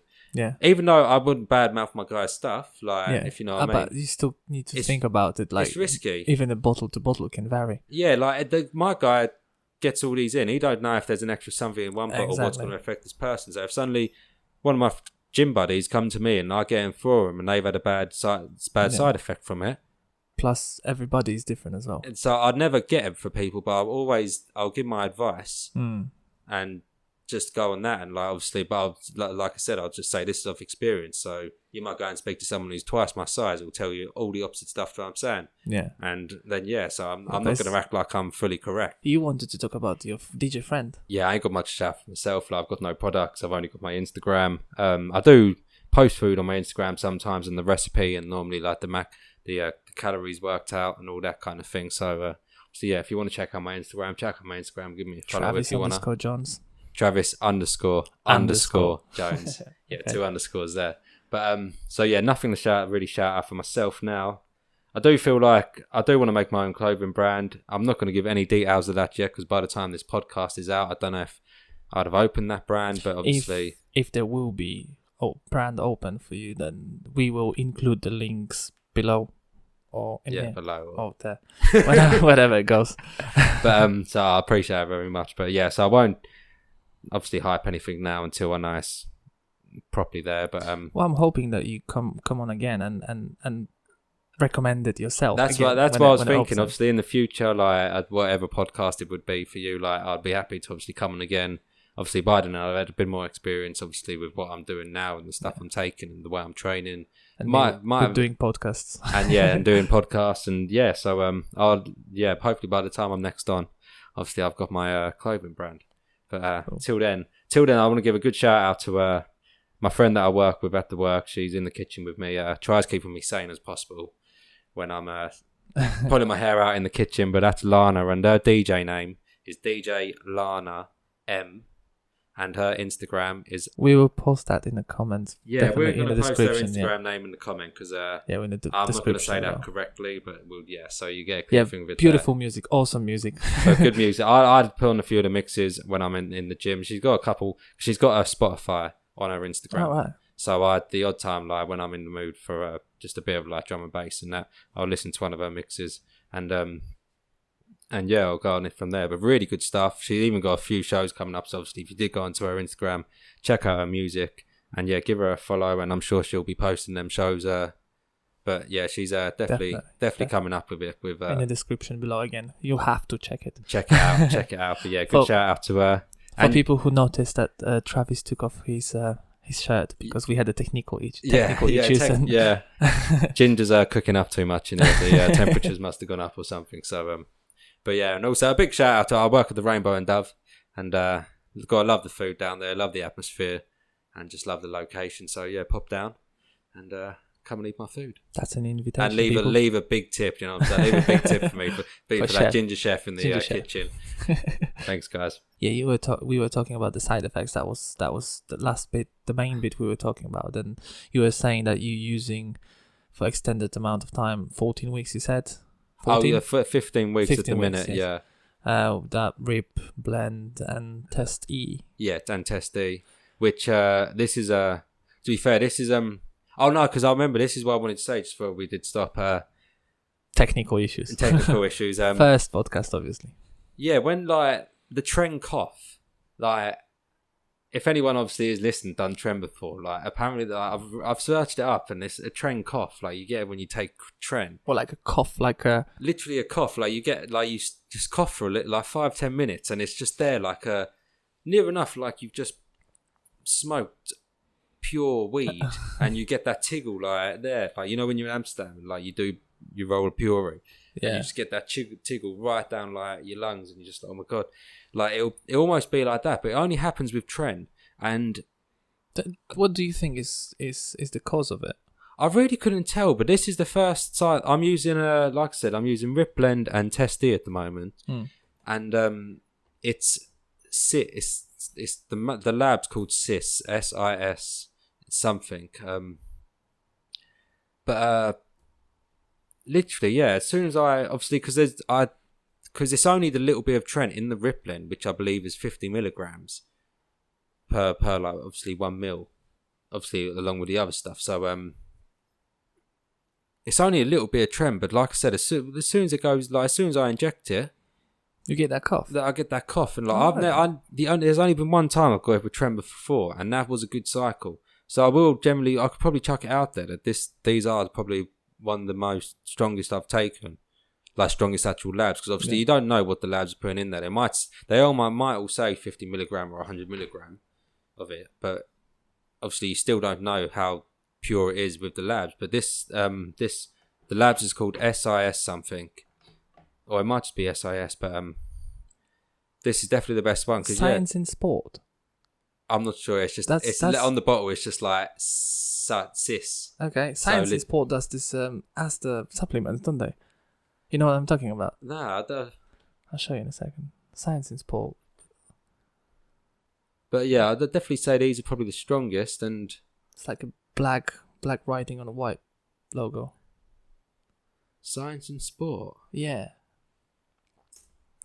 It's like a company that does electrolytes and all that stuff. It would be funny if they would do as well. No, secret intelligence service. No. Well, they're gonna think we're trying to gonna be bombing somewhere or something at this rate. No, I'm joking. What? Oh, that one. Yeah, I've seen it. It looks similar, but it's not that. It's not that. They don't do steroids. No, they don't do steroids. It's not them ones. But no, I recognise that one now. I started to think to go and buy one of their products. If they do steroids, they might be adding something to it. No, it's not that. If try type it in SIS labs steroids maybe. Labs, yeah, test E. ukimuscle.co.uk. Yeah, I've used this website a few times. Just depends if they've uploaded a picture. Oh, we're looking for a picture. Yeah, I go straight to just to make sure it's images. The correct one. But this is the labs I'm using at the minute. Yeah, that one. What, the green stuff? Not the green one. I'm using red. One's red and the other one is Oh wait, no, the other one is green. The Rip Blend is the red one, and that's the Rip Blend we were talking about. Yeah, but it's Rip Fast. But the one I'm using is the other labs we're using. Okay. And it's not actually called Ripblend, but it's got the same stuff in. Okay. But it's not called Ripblend. But that's really fast what we're looking at as well. I think the different labs will just give them different names. Okay. But yeah, they're the green and red ones I'm using, and it's literally as soon as our red one goes in, because our red one's the one will contain is the Ripblend, and it contains the 50 milligrams of and then you get a cough. And then I get my cough in, but like I've only done it once before, and then roids are very strong. All right. But yeah, so I'll definitely probably be sticking to these, and they weren't too overpriced, because that's the thing. Some of them are so crazy of price, but then some are dramatically cheap, and you just think. Yeah, is it worth it? What's in it? Yeah. Yeah. So what's the price? Because I don't know that. I pay 35 for a 10 ml vial of which takes you 10 doses, isn't it? 10 doses. Yeah. How long does it last then? Well, it depends what you do. So obviously a week I do 2 mils of the Ripblend and 2 mils of the Tester E within the week. Yeah. So will you do in every other day or? No, I'll do day? Tuesdays. I'll do the 1 mil of each, and then Fridays I do 1 mil of each, and then I do it that way. But obviously, so yeah, I'm using 2 mil a week of each, so a vial will last me 5 weeks. So yeah, and 30. It's not too bad. Obviously, it's just 35 to go. I get though. You might go to a different town, get the same labs off someone, but it's different on price. Like you just obviously can't tell. Yeah, of course. But yeah, this is what I'm using at the minute, and this I do feel the best of this. Like I feel like literally it works. It works. This one works, and it's worth the money, because there's been some I spent like 50 quid on, and I've still noticed something, but not for the pain, but for the fact of putting a needle in you, and obviously spending 50 quid for one of the vials, which was a different lab. Just didn't feel like you gained as much. Okay. Which obviously this one. How do you get your needles? Sorry for interrupting. You can go. I know. I've been going to a place, obviously, in Harlow. It's all a place where, like, obviously, ex-drug addicts and alcoholics work. But basically, you go in there and you just, like, you leave basically a donation. Like, I normally leave a $5, and they'll give me, obviously, a cycle's worth of, like... Will they? Yeah, needles? Yeah. Of, as a former... as an addict, like, you would be treated like an addict. Yeah, basically. So, obviously, you asked, they've only got two different sets. Obviously, one's for steroid users and one's for, obviously, heroin. Oh, do they actually have a steroid?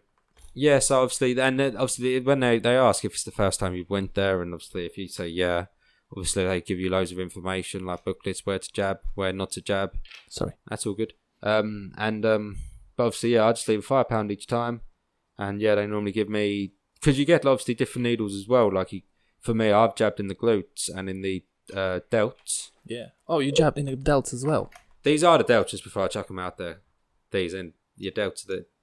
Yeah. Well, you do and inject it in. You can, like, there's a part you got to find obviously the right part, but you do a little measurement and then you go right in the middle, kind of. All right. And so obviously when you do it in the delts, you get shorter needles, shorter blues. Yeah. And then obviously when you do it in the glutes, you'll get longer blues. So obviously they have, like, you get your needles to withdraw the steroid.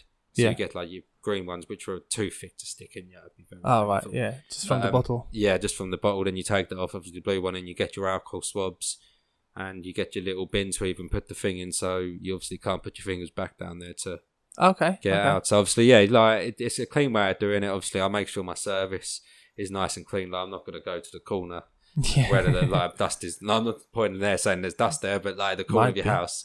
But do you know what I mean? I'm not going to do it. It was clean before you came. But do you know what I mean? So I make sure it's all clean around. Yeah. But I go there. But I believe you can even go boots. I don't think you can actually buy. I don't know. You don't have to buy them. They'll give them to you. I don't. Okay. In the pharmacist bit, obviously, in boots. So I think probably most pharmacies you can go and get needle. Okay. Because obviously the way they see it, they want you to do it cleaner if you're doing it at all. Yeah, of course.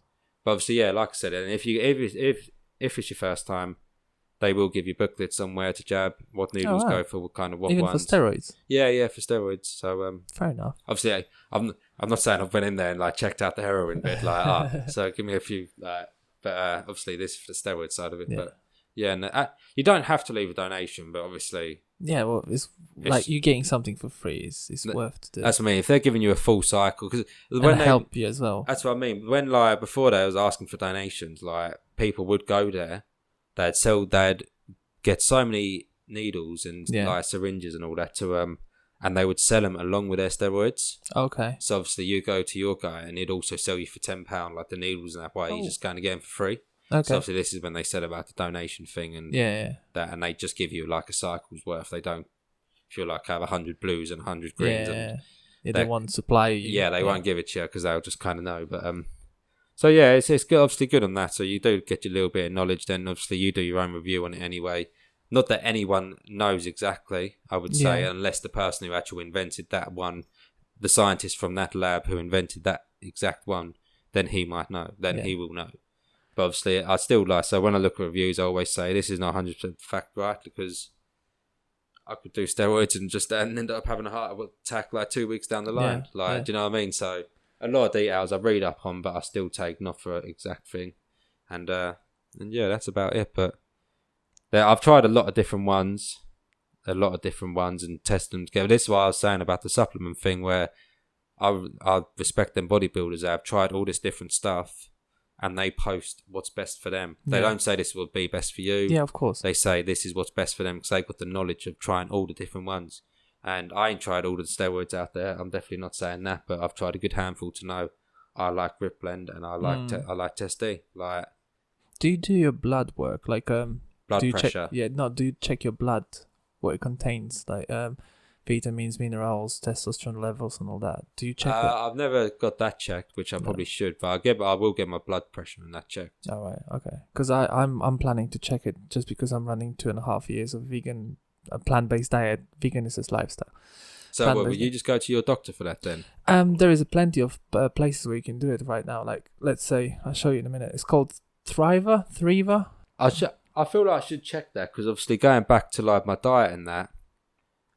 Well, now I probably eat over 4,000 calories. You can actually check it, and it's like they send you a little bottle and like this pack you can see now on the screen. For people who don't know what we're looking at, it's a Thriva website that you can send your blood sample and check your levels of vitamins, minerals, hormones, and all that.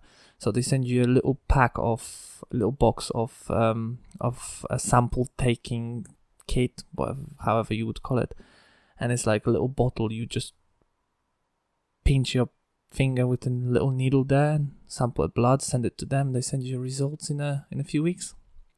I think obviously no one wants to pay that for a little test kind of thing, but obviously £79. But if they check a lot, I mean, Thriva. Sorry to the company for not it's saying. all good. It's all good. I'd say Thriva. I forgot now. People probably gonna laugh at me. Yeah. I don't know. Anyway, so this company does one of the type of tests, but there's other companies as well who do. I found one for £80 and actually checks everything. We're talking about ketones levels and LDL cholesterol. When I find it, I'll send you a link. But testosterone, because I'm interested in iron, B12, because that's what people attack me with. Like, you vegan, you're gonna be deficient in, and they start, everyone becomes a scientist and tells me. So I want to have a check, because just for my knowledge, I want to know if maybe I am. I don't know. Maybe I should eat meat. I don't know. Never checked my blood, so I don't feel bad, but I feel good about it, but no. Like you say, it's worth a check out, because I could be so low on something that I'm eating this many calories, and I'm not gaining the size I want because I've got a deficiency in something. Yeah, let's say vitamin C. It's stupid as that, isn't it? That's what I mean. So, which is the one you get from the sun? Vitamin D. D3, yeah. So, I don't think that, but obviously I'm ginger, so I do hide from the sun like when I can. But so I might lack like vitamin D. But I'd have to get it all checked out. But awesome, you actually mentioned vitamin B3 because you can also get it from mushrooms, and that's one of the things I wanted to talk about today. Yeah, lion's mane. Lion's mane was mentioned as well today, which is a funny thing because one of the mushrooms that I want to talk about is called lion's mane, as you can see in here. Yeah, it's a mushroom that's looks like a lion's mane. Let me find one for you so you actually have a picture of it. So I guess you never heard of performance enhancing mushrooms before. Not really. I've always known mushrooms. Mushrooms have been one to like they're actual. Obviously, you eat them, you're meant to get stronger quicker. Recovery. Is it? Oh well, yeah, to get recovery. But obviously, and when I first got told about like when I first started trying to learn about food, someone was like, "Oh yeah, if you have like, your mushrooms, they're like known as strength food." Yeah. So Yeah. so like obviously, I've known like mushrooms have got that extra thing, but obviously not to this detail. So as you can see in here, lion's mane looks actually like a pompon, isn't it? Like this type of mushroom is like a hairy thing on the lion's neck, isn't it? Yeah. Maybe not the same color, but anyway, I came across that topic just when I was listening to Joe Rogan's podcast with the amazing mycologist, the guy who is studying mushrooms, fungus actually, because fungus is not only mushrooms. For years, and they were talking about psychedelic mushrooms. They were talking about performance enhancing mushrooms, and what to eat, what not to eat, what that it can help you. And I got like inspired by this. Would say I got obsessed with it. Yeah. Started to read about it, and some of the mushrooms can raise the oxygen level in your body, which obviously helps with the transporting the nutrition to your muscles and all that. And some of them build a new neuron pathways, like neurological pathways, if that makes sense. And once I got deeper into it, I got I found some weird hypotheses and theories about our species evolving because of psychedelic mushrooms. Oh, really? And I'm gonna play it to you at the moment. The Stoned Ape Theory by Terenece McKenna. But what I wanted to say before that is that some of the mushrooms actually help you reconnect your mind with your muscle. So when you have a better mind-muscle connection, you actually can perform better and recover you better. I mean, there is a list of mushrooms and benefits of them as well. So they are natural antioxidants, anti-inflammatory, antiviral. They boost metabolism. Anti-cancer, is not enough research on that to say that they can fight cancer. But one thing I know is that there was a hype of bees dying in the world. The people were worried that if bees are extinct, we're all gonna die. And I know one of the mushrooms actually helped bees to survive through what we done to them. So what was happening with bees, and again, I'm not a scientist, I'm just paraphrasing what I've heard, but what happened with bees was we introduced some virus to let me start from the beginning. I think that was something to do with the crops where bees were feeding on, and we introduced the virus to bees that shortened their life to a week, and the only job that bees have is to collect the pollen from the flowers, and while they're collecting it and making a honey from it, they're also spreading it between the plants, so pollinating. I think that's the word, pollinating. So they making the flowers bloom and make fruits. And we as a human species introduced a virus to the bees, that bees were dying with just half their life. So half of the lifetime, they would spread the pollen between the plants only in a half time. They would only have half time to spread the pollen between the flowers, between the plants. So let's say almond nuts. Yeah. They are based on bees. They basically, without bees, almonds wouldn't exist. There is no other way because of the spreading of the pollen. Yeah. So basically, they transfer the male sperm to female flowers, and then that's what creates the fruit, which is almond nut itself. Almonds wouldn't exist if the bees would extend. Actually, I didn't even know.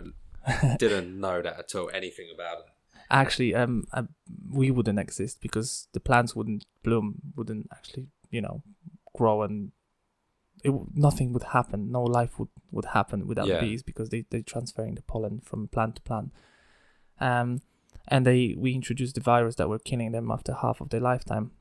And a scientist found that the bare bears who were trying to get honey from the nests of hives, I think it's called, hives of bees, would destroy the trees because it would be easier for them to knock off the tree and get the honey from the hives, and the tree would rotten with the honey spread on it, and the fungus would grow on it, and bees would still feed on that honey because it's obviously a main source of food for honey, for bees.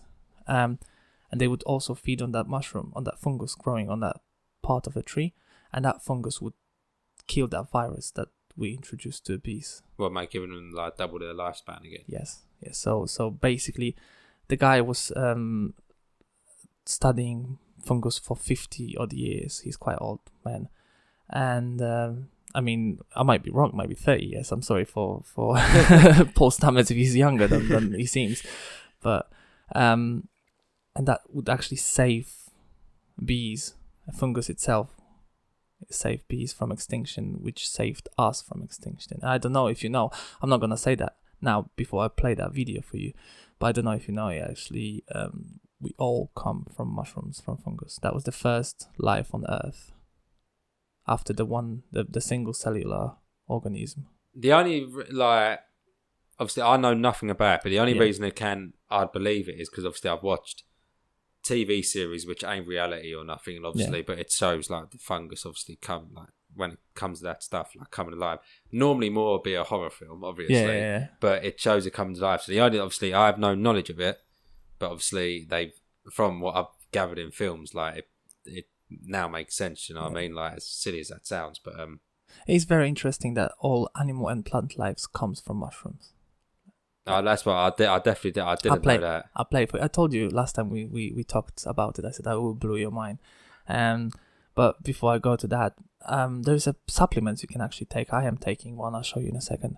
It's a compound of mushrooms, the medicinal mushrooms. It actually helps a lot. It makes my brain working better. Like, it's like drinking a coffee when you feel clogged up and all that, and then you take that pill and actually open up your eyes and make you feel more energized, more like clear in your head, like you would just drink a Red Bull or something. I'm sorry, energy drink. Energy drink. Not Red Bull. I'm gonna cut this out. So let me play that thing for you, and see what you think about it, okay? That's again for anyone who is listening only or watching, because I can't show that, obviously. Yeah. It's called Stoned Ape Theory on YouTube. I recommend. There is a animated version of it by After School, and it comes from a Joe Rogan podcast with Paul Stamets. What do you think about it? Mine's pretty blown, to be fair. Isn't it? If that was truth, like, you got the response of, I mean, based on that theory, some of the boxers and athletes, I mean, are microdosing psilocybin as a mushrooms, and they believe they can predict the move of the opponent before it actually happens.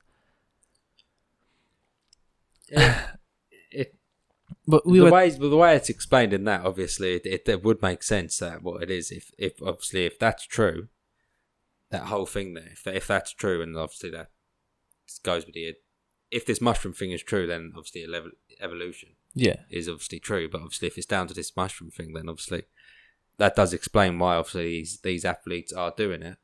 But if you think about it, wouldn't mushroom be then a kind of steroid? But we were talking about the steroids as obviously enhancing the performance. But if you can do the same thing with mushrooms, not saying of the size of a muscle, but like the recovery, the muscle mind connection, and obviously the amount of oxygen flowing into your muscles and all that. Well, anything you take is really like not an enhancement, like obviously enhanced performance drug, but if, like, for me, for instance, I take liver care to make my liver stronger. So technically, you could kind of see it as an enhanced performing drug to make my liver perform better for my body. Yeah. So anything could be an enhanced performing drug. Like, it could be seen as an enhanced performing drug. But what I'm trying to ask is, would you dare, or would you be brave enough to use magic mushrooms before you go working out? Not saying to get high, out of your face, but saying like a good amount to see if it actually works with mind-muscle connection and. If that was a thing, if there is a thing, the mind-muscle connection, then I would take them to, obviously, because the way I'm thinking it might work if it was true. And like I said, I'm not a scientist, so none of us is. True. Yeah. But obviously, you'd be training. Then you'd train. Say like you'd going to train chest. You'd be on this thing, obviously on this like they'd make this muscle and brain connection like stronger. So as you're training, you'd do one thing, and your brain would almost tell you to go and do another type of exercise rather than another one, because that's what your muscle wants to grow. Yeah. So obviously, to be honest, I would take anything if it was just to try out. Just to try it. If I could, I would be on growth hormone if I had the money there. Is it very expensive? Growth hormone's very expensive compared to the lot, but like that on that thing, I would take a lot. I'd be that subject in, when you watch them horror films and they're getting like stuff injected into them to see if it works. Like, would you be the one? I'd never enough be that kind of guy to, if I'm going to end up like looking like the Hulk afterwards, then go like, for it. I'm your Captain guy, America like, type. Otherwise, if I'm going to look like one arm bigger than the other, Resident Evil type of monster, that's simple, isn't it? But like I'm one of them guys, so there's a lot I would go for. So obviously, if this generally is a thing, which obviously from watching that video, it generally looks like it could be. You just, like it looks like it could be like an idea, and I mean, I'm only asking because I want to try it. I want to do, see if that is potent, and just seeing if other people think that is a good idea.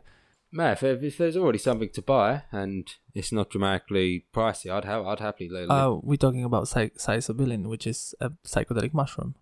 It's not very pricey. It's not, is it? Well, I suppose you can. It's that time of season to go and pick them. So let's go mushroom picking. But don't get me wrong. Obviously, you've got to deal with. You'd have to deal with obviously, law and legislations and obviously all that. Then obviously, what does come of it if you did take too many, you might be obviously not able to work because you're. Yeah, but then obviously it comes with the research and all that. And as I said, I wanted to blow your mind somehow, and we took almost 3 hours talking about other substances. I thought I'll just briefly touch on it, and maybe we can come back later, do some research. I'll do some more research and come back on it. Obviously, when you not just saying with obviously the mushroom and the trips, like when you take a lot of drugs, like your mind can open up to some like wacky ideas that, and there's no reason that. When you do take certain types, that the ideas it's giving you and the knowledge is not like wacky. Like, so when you're stoned, you'll think of making some food, and it'll seem great. But when you're sober, you'd think, I'd never eat that. I'd never touch it. Yeah. Do you know what I mean? But obviously, when it comes, there's certain like obviously thing like this, like side of mushrooms is it can maybe actually give you the stuff it like shows you and gives you is more knowledge than actual just.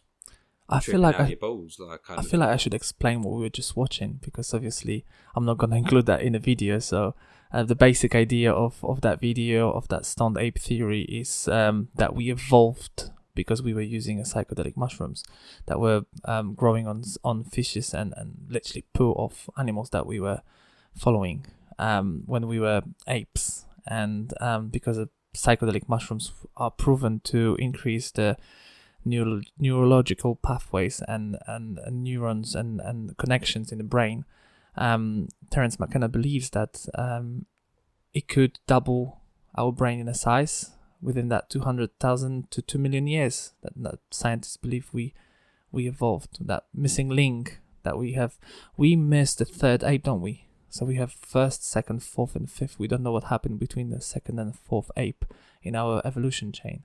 I'm not too good with I think that's what the picture but is. But I know the whole thing, the missing link. Like that might be a psychedelic mushrooms. That's what Terenece McKenna believed himself, that Because of that, we had the courage, because the psilocybin is a replacement for serotonin, which obviously is a growth factor. Yeah. Well, it's a substance that helps growth the neurons. So for people who didn't see it, didn't listen to it, I really recommend to watch it, because it's definitely worth a watch. It's very interesting. A viewpoint on how we evolved, and could help on, as I said before, scientists finding out that mushrooms are enhancing performance for athletes, and loads of athletes use mushrooms as a enhancement. So I just wanted to touch the topic. I forgot to shout out to my cats.